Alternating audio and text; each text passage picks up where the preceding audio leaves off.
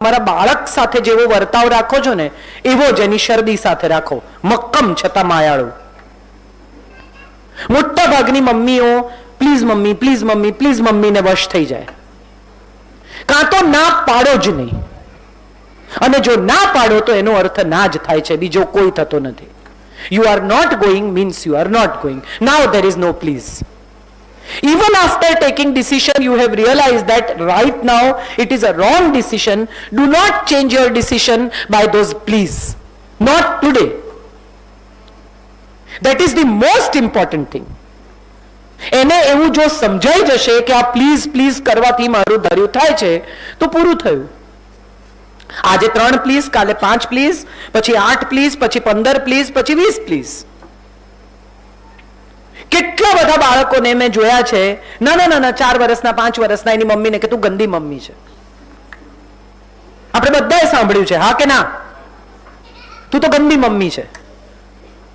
જેવું એમ કે ને કે તું ગંદી મમ્મી છે એટલે એમ કહેવાનું કે ચલ તને કોને ત્યાં મૂકી આવું, તને કોની મમ્મી ગમે છે, તને રાખશે ને. Let your child realize the value of parents. It is very, very important for them that parents are not just providers, but they are to be respected. હું જે માંગુ તે બધું પ્રોવાઈડ કરવાની મારા મા બાપની ફરજ નથી, મારે એમને સન્માન આપવું એ મારી પણ ફરજ છે. બીજી એક બહુ જ મહત્વની વાત મારે બધી મમ્મીઓને કહેવી છે, ખાસ કરીને મમ્મીઓને, કારણ કે મમ્મીઓ આખો દિવસ ઘરમાં હોય. પપ્પા છે ને ડિઝનીલેન્ડ થી આવે, સાન્ટા ગિફ્ટ લઈને આવે, એનું ધાર્યું કરાવે, કેમ કે એની પાસે સમય ઓછો છે એટલે વસ્તુથી પેલો સમય પૂરવાનો પ્રયત્ન કરે છે. માં આપણે ક્યાં 2 કલાકમાં ખરાબ થવું. મારો દીકરો બહુ નાનો હતો, અમે બંને જણા બેઠા હોઈએ, હું ને સંજય, તો સંજય મને એવું કે એને વર્ડ કેમ, તું વર્ડ ને, મને કેમ કે છે એને વર્ડ, તારે ખરાબ નથી થવું. છોકરો સારા માર્ક લાવે, દીકરી સારા માર્ક લાવે તો મારી દીકરી જોયો મારી દીકરીનું રિઝલ્ટ, અને જો એને કઈ ગડબડ કરી તો તરત આ તારી દીકરીના કરતૂત. આપણે બધા સાંભળી ચૂક્યા છીએ, બધી મમ્મીઓ. મારે મમ્મીઓને 2 ટીપ આપવી છે. એક, તમે એની ઉંમરના નથી. You are not the same age, neither you are a friend.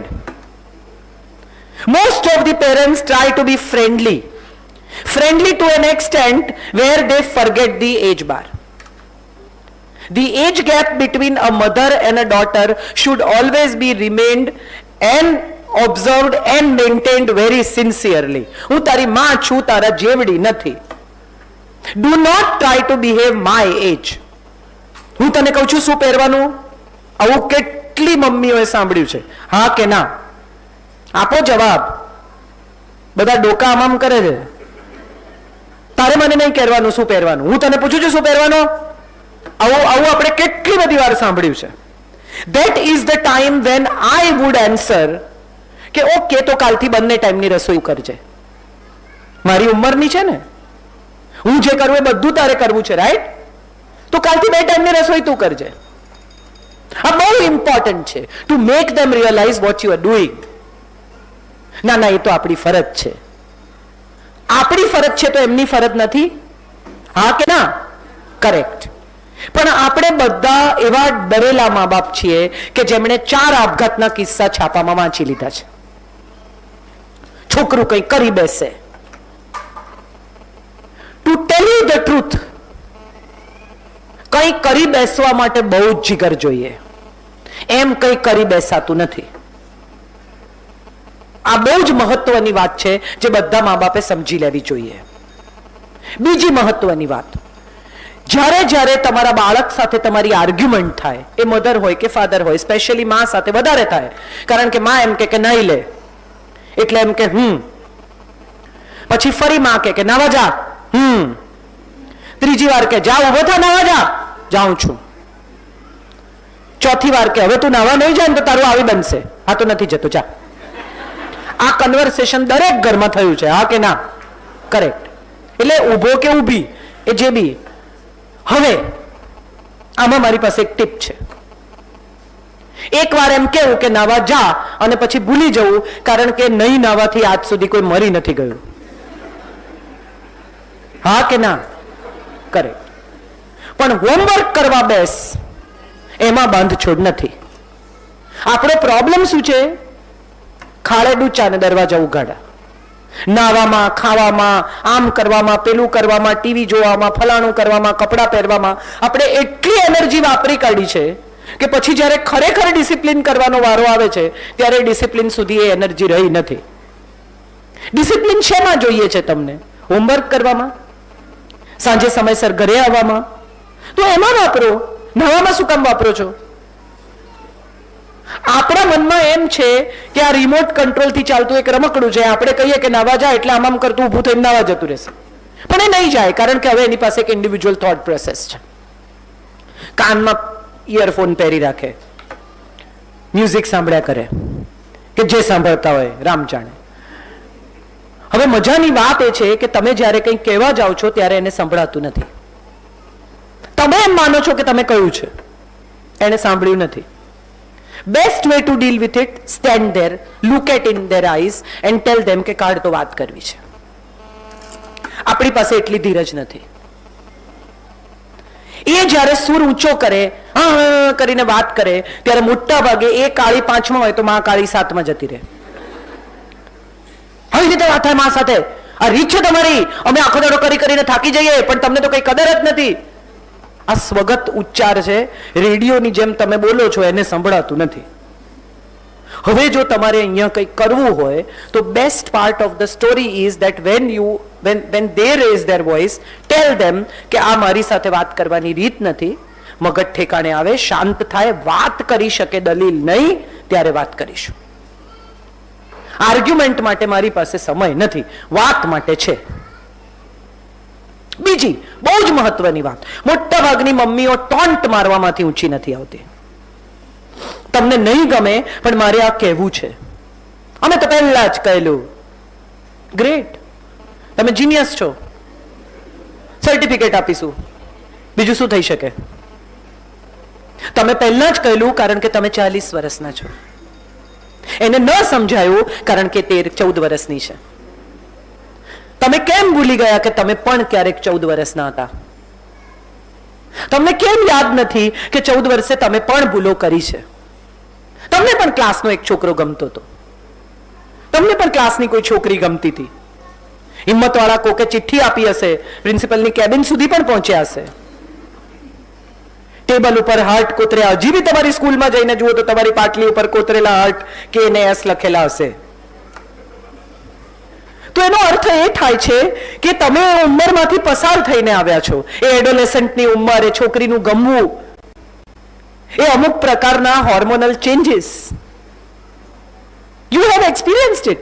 Why are you not letting your child experience it? Why are you so protective? Why do you want your child not to feel what all you have felt? It's the right to feel it. Let them feel it. But keep your guards on. કોને મળે છે, ક્યાં જાય છે, શું કરે છે? તમારા સમયમાં આટલું સોશિયલ મીડિયા નહોતું. હવે આ ચેટિંગ પર, ફલાણા પર, ચેટ રૂમમાં એક બહુ જ સુંદર મરાઠી ફિલ્મ છે, આઈ એમ શ્યોર દરેક મા બાપે જોવી જોઈએ. Take care, good night, Netflix ઉપર છે. Please watch this film. It is a film with subtitle. And please watch this film because this film will tell you a lot about life. એક 16-17 વર્ષની દીકરી છે. લેટ મી ટેલ યુ કે અહીંયા ફિલ્મો બતાવવીને એ પણ અમારા કેરિક્યુલમનો ભાગ છે. We are going to show them good film. We are also going to tell them how to appreciate a good film. We are going to have great theatre workshops. We are going to make nice little small movies with them. We are going to create human thought about it, music videos. માત્ર ભણવા નથી આવતું તમારું બાળક, ટકાવારી નહીં આવે તો ચાલશે. હમણાં ફરહાન અખ્તર સાથે એક દિવસ વાત થઈ અને કંઈક વાત ચાલીને મેં એને કહ્યું, મેં કીધું હું તો મારા દીકરા માટે મુંબઈ શિફ્ટ થઈ, એ તો પાછો જતો રહ્યો, મને તો ધક્કો પડી ગયો. અને મેં કીધું કે હવે શું કરે છે? મેં કીધું કાંઈ નહીં, આઈ એમ ટાયર્ડ, આવું મારાથી કહેવાઈ ગયું. અને એણે મને કહ્યું કે આ પિક્ચરની વાત આપણે સ્ટોરી પછી સાંભળીએ, પહેલા મારી સાથે આના ઉપર વાત કરો. You need to listen to me now. He had no business to talk to me, પણ એને કેટલી તકલીફ થઈ હશે આનું આ સાંભળીને કે આવી કેટલી મમ્મીઓને હું બદલી શકું, એના પર એણે હવે જહેદ કરી છે. એને મને એમ કહ્યું કે હું 26 વર્ષ સુધી કંઈ નહોતો કરતો. મારી મા મને રોજ કહે કે તું કંઈ નથી કરતો, અને ત્યારે હું મારી માને કહેતો કે મને એવું કંઈ કે જે મને ખબર ના હોય, આ તો મને ખબર છે કે હું કંઈ નથી કરતો. એની પહેલી ફિલ્મ સુપરહિટ પુરવાર થઈ, કારણ કે એની અંદર પાકી એ ફિલ્મ. એને રોજ સપનું જોયું આ ફિલ્મ બનાવવાનું. એને પોતાના ડ્રીમમાં એ ફિલ્મ આખી જોઈ લીધી હશે કેટલી વાર કે હું આમ બનાવીશ. પાકો હતો એનો વિચાર. શક્ય છે આવતીકાલે દુનિયાનો મોટામાં મોટો ફિલ્મ મેકર બને, શક્ય છે મોટા મોટો પેઇન્ટર બને. વુમન ઓફ સબસ્ટન્સ નામની એક બહુ સુંદર ફિલ્મ છે, જેમાં એક દીકરો છે જેની માં છે જેણે મહા મહેનતે એમ્પાયર ઊભું કર્યું છે. And she is a woman of substance. She is a powerful woman. Minister એને પૂછીને કામ કરે, લોકો એને પૂછીને કામ કરે, and she has that great reach. એનો દીકરો ભણીને આવે છે, માસ્ટર્સ ઇન બિઝનેસ કરીને, અને માં કહે છે કે હવે કાલથી ઓફિસ. અને દીકરો પાર્ટી પૂરી થાય છે, માં કહે છે કે okay so tomorrow onwards what time will you come?